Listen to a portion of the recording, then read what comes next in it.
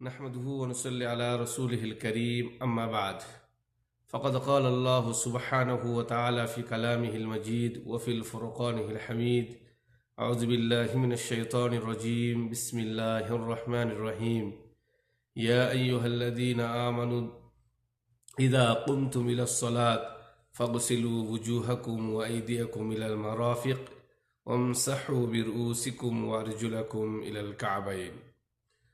সম্মানিত শ্রোতা মণ্ডলী, আজকে আপনাদের সম্মুখে ওযুর ফজিলত সম্পর্কে কিছু সংক্ষিপ্ত আলোচনা করব।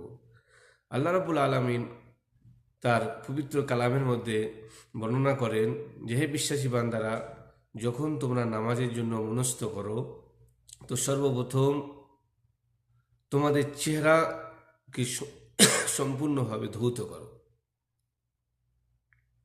ওয়া আইদিয়াকুম ইলাল মারাফিক, এবং দুই হাতের কহনু সমেত, এবং মাথা মুসা করো, এবং দুই পায়ের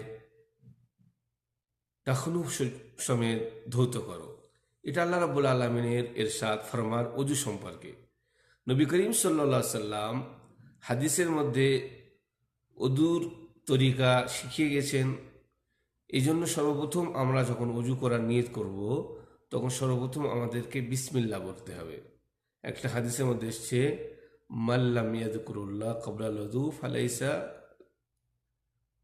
ওযু লাহু। যদি কোনো ব্যক্তি ওযুর শুরুতে বিসমিল্লাহ না বলে তাহলে তার ওযু সম্পূর্ণ হয় না। তবে মাসলা হচ্ছে, যদি কোনো ব্যক্তি ভুলের কারণে কিংবা না জানার কারণে বিসমিল্লাহ না বলে তাহলে তার ওযু হয়ে যাবে। তো সর্বপ্রথম ওযু শুরুতে আমরা বিসমিল্লাহ বলবো।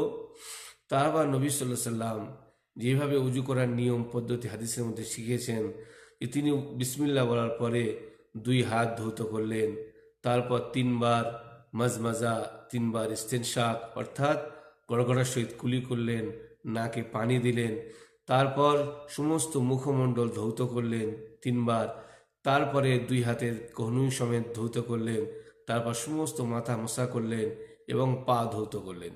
তো তিনবার ধৌত করা যেমন সুন্নাত। কেউ যদি দুইবার করে ধৌত করে তাহলে চলবে, একবার ধৌত করলেও ওযু হয়ে যাবে, কিন্তু আফজাল হচ্ছে তিনবার করে ধৌত করা।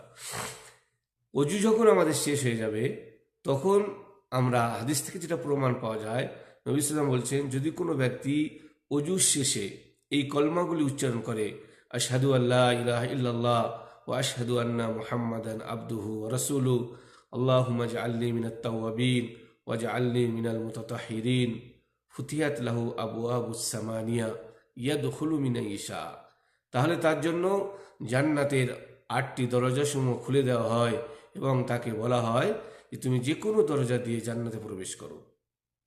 তার সাথে সাথে ওযুর ফজিলত, কোনো ব্যক্তি যদি ওযু অবস্থায় মসজিদে গমন করে তাহলে তার প্রতি কদমে নেকি লেখা হয়, গুনাহ মাফ করা হয়, তার দরজাসমূহ বুলন্দ করা হয়।